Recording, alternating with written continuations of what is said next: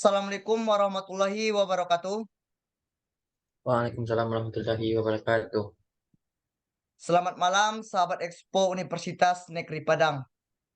Pertama-tama, marilah kita panjatkan puji syukur kehadirat Allah Subhanahu wa Ta'ala yang telah memberikan rahmat sehingga kita dapat berkumpul di ranah Zoom dalam acara Expo Universitas Negeri Padang pada malam hari ini.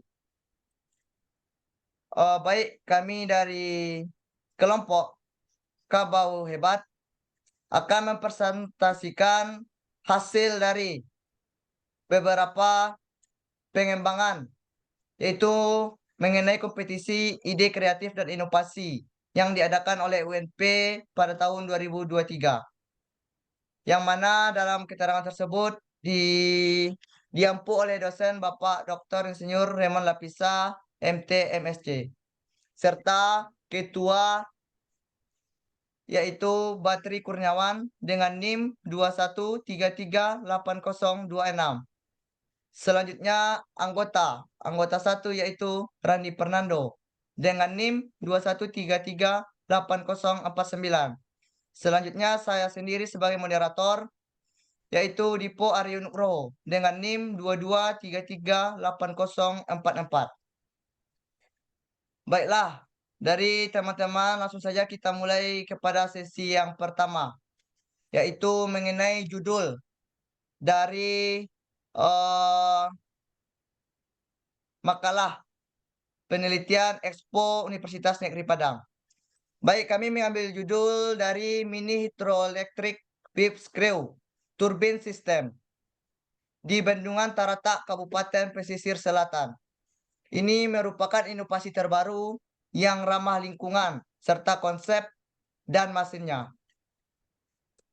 Baik, selanjutnya itu saya akan menjelaskan di bagian pendahuluan. Yang pertama yaitu bagian latar belakang. Bendungan Taratak di Kenagaran Taratak, Kecamatan Sutra, Kabupaten Pesisir Selatan, Sumatera Barat, sejak selesai dibangun pada pertengahan 2016 lalu. Bendungan ini mampu menghadirkan sejuta panorama yang menyatu dengan keasrian alamnya. Bendungan tersebut dibangun sebagai sumber air saluran irigasi di Kenagarian Taratak. Berada di lokasi yang strategis dan dikelilingi ladang masyarakat serta hamparan sawah yang terlihat menghijau dari atas bendungan.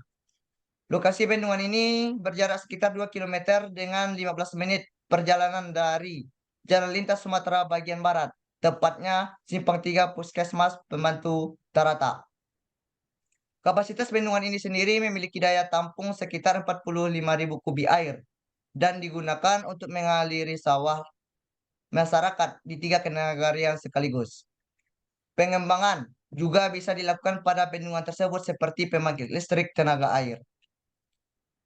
Selanjutnya, pembangkit listrik tenaga mini hidroelektrik adalah satu pembangkit listrik berskala kecil yang menggunakan tenaga air sebagai tenaga penggeraknya, seperti saluran irigasi, sungai, atau air terjun. Heat dan jumlah debit air. Terutama pada besarnya tenaga listrik yang dihasilkan, beberapa masyarakat ada yang tinggal di sekitaran bendungan, maka sangat membantu untuk membangkit listrik pada skala yang demikian.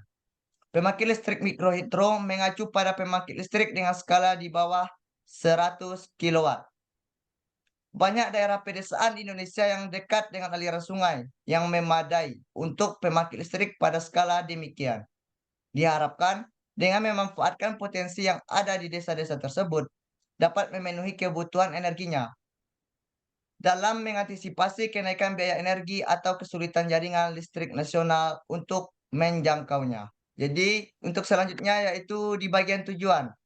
Di bagian tujuan saya dibantu bersama rekan saya yang akan menjelaskan yaitu Randi Fernando. Kepada Randi Fernando dipersilakan. Baiklah, saya akan mengambil alih dari Saudara Dipo, yaitu tujuan.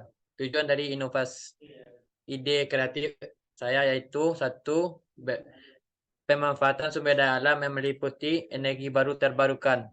Dua, mengetahui besarnya daya listrik yang dihasilkan dari aliran air. Tiga, mengurangi penggunaan energi konvensional. Empat, mempermudah penduduk agar mendapatkan akses listrik yang mencakupi. 5. Mensosialisasikan alat iptek yang ramah lingkungan serta efisien yang tinggi. Lanjut.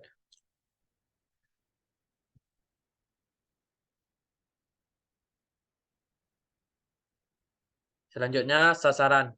Sasaran dari ide ini yaitu Bendungan Tarata, Kabupaten Pasisir Selatan, dan penduduk yang bermukiman di daerah sekitar Bendungan Tarata, Pasisir Selatan. Lanjut.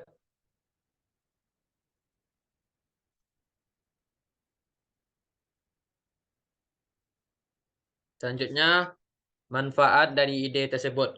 1. Mahasiswa. Media pembelajaran bagi mahasiswa dalam melatih dan mengembangkan kemampuan bekerjasama dalam tim, serta melatih mahasiswa mempersiapkan diri dalam globalisasi, terutama dalam bidang mitra. Dalam bidang apa, Pak? 2. Mitra. Memberikan kesejahteraan pada masyarakat untuk dapat mengaplikasikan teknologi modern. Yang ketiga, pemerintah memberikan bantuan alat pembersih air serta menghasilkan listrik untuk manfaat masyarakat yang sesuai dengan meningkatkan pemakaian air yang higienis dan penerangan jalan dalam biaya yang minim. Lanjut.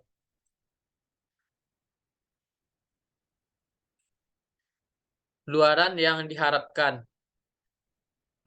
Luaran yang diharapkan dari ide kreatif dan inovasi ini adalah 1.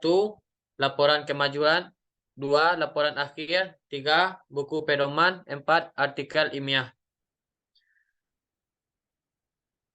Cukup sekian presentasi saya. Saya kembalikan kepada Dipo.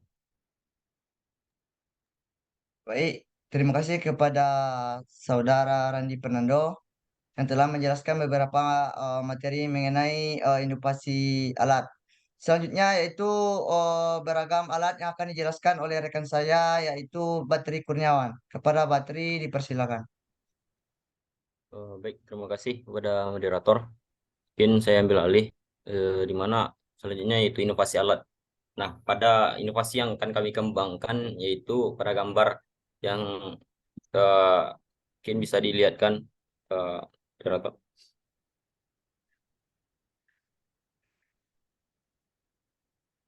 Di gambar alat. Nah, gambar alat yang kami buat tersebut. Nah, ini.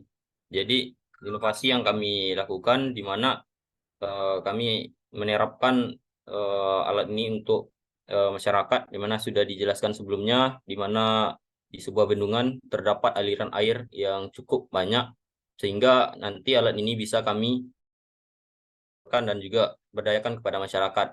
Nah, dari alat ini tentu akan menghasilkan daya listrik yang cukup untuk masyarakat nantinya. Nah, mungkin balik lagi ke slide inovasi alat. Nah, dengan aliran tersebut, maka prinsip kerja dari PLTMH ini yang sama dengan PLTA, namun jumlahnya mungkin lebih kecil, yaitu di bawah 100 kilowatt. Nah, energi itu akan menggerakkan generator dan juga generator yang menghasilkan energi listrik. Nah, mungkin selanjutnya. Nah, tahapan pelaksanaan yang akan kami lakukan yaitu mulai kemudian persiapan di sini ada kami yaitu berkoordinasi dengan mitra, final rancangan mesin, pengadaan alat dan bahan, kemudian pembuatan mesin dan buku pedoman. Nah, untuk penerapan kami melakukan pelatihan operasional, evaluasi kinerja mesin, kemudian perbaikan dan pendampingan serta penyerahan mesin ataupun alat. Next. Skema alat. Nah, skema alat ini gimana komponen-komponen bahan yang akan kami gunakan, itu yang pertama ada bodi alat. Bodi alat di sini akan disesuaikan dengan kondisi aliran ataupun tempat aliran air tersebut. Nah, bodi alat ini ya yang nanti akan kita ukur sesuai dengan kondisi di lapangan. Kemudian selanjutnya ada turbin. Nah, turbin ini akan memutar, ikut berputar ketika ada aliran masuk dari bodi, kemudian berputarnya di sini. Itulah gunanya dari turbin yang akan nantinya meluruskan dari gerakan kinetik, kemudian akan disalurkan menggunakan puli turbin, di mana puli turbin ini menggunakan semacam roda, kemudian nanti akan diantarkan energi kinetik ataupun mekanik ke generator. Nah, selanjutnya ada puli generator. Nah, disinilah yang akan menerima dari gerakan kinetik dari sebuah turbin. Nah, dan juga ada bel. Bel di sini adalah bentuk dari sebuah fleksibel dengan bahan fleksibel yang menghubungkan antara dua poros yang saling berputar. Nah, poros yang berputar itu adalah puli turbin dan juga puli generator yang akan disalurkan dan juga diikat dengan bel. Nah, yang terakhir ada generator. Nah, generator ini yang akan mengubah energi gerak menjadi energi listrik yang nantinya. Next. Nah, selanjutnya ada komponen alat yang kami gunakan, di mana yang pertama ada mesin gerinda, mesin las, palu, gergaji besi, mesin bubut, mur dan baut, dan peralatan lainnya yang mendukung kinerja pembuatan alat. Nah, mungkin selanjutnya justifikasi anggaran biaya. Nah, dari segala macam yang sudah kami diskusikan bersama teman-teman kelompok, di mana kami mendapatkan biaya sebesar 11.120.000, di mana rinciannya yang pertama itu ada plat Genafil 3 mili dengan panjang 5 meter dengan besaran dana 5.500.000. Kemudian yang kedua adalah ada besi holo 4x4 mili dengan total panjang 3,5 meter dengan biaya 100.000. Kemudian selanjutnya ada plat besi bordes 5 mili dengan total panjang 1,5 meter dengan total biaya itu 1.500.000. Selanjutnya ada puli 3 inci itu dengan harga 70.000. Kemudian selanjutnya ada puli 6 inci dengan harga 150.000. Kemudian ada dinamo generator dengan kapasitas 1000 watt dengan pengamannya itu dengan harga 2.500.000. Selanjutnya ada alat kelistrikan yang akan kami gunakan dengan harga 450.000. Selanjutnya biaya transportasi dalam proses pembuatan dan juga segala hal beraktivitas untuk pembuatan alat itu dengan biaya 500.000. Kemudian biaya konsumsi itu 450.000. Dan totalnya tadi total biaya 11.120.000. Nah, mungkin sampai sini yang dapat saya sampaikan, mungkin dikembalikan kepada moderator. Terima kasih kepada Saudara Batri Kurniawan yang telah menyampaikan sedikit inovasinya mengenai alat yang akan diberikan. Maka dengan penjelasan yang disebutkan oleh Saudari Batri tadi, maka presentasi pada malam ini dicukupkan sampai di sini. Untuk selanjutnya akan diserahkan kepada pihak panitia Expo Universitas Negeri Padang. Kami pamit undur diri. Apabila terdapat kesalahan, mohon dimaafkan. Kami sudahi dengan wabillahi taufiq wal hidayah. Assalamualaikum warahmatullahi wabarakatuh.